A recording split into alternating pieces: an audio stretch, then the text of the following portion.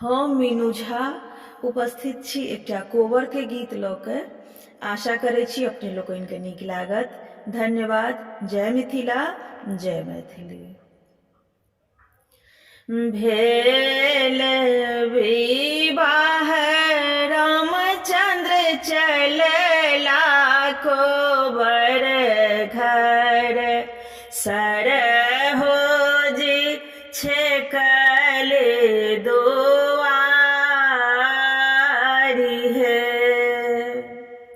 छोरू छोरू आहे सरहोजी हमरो कोबर घर, जाए दिया कोबर घर है। हम नहीं छोड़ब रामचंद्र आहूँ के कोबर घर, हमरो के दिया दान है।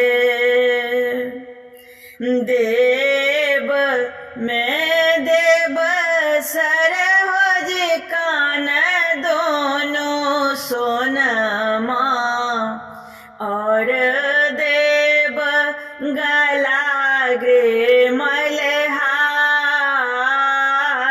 है।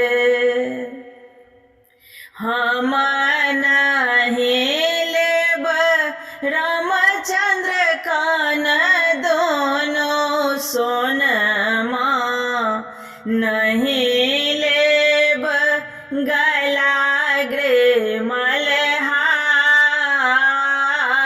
है। लेब में लेब रामचंद्र छोट के बहिनिया, पियाजी के भेजब निशान सहे।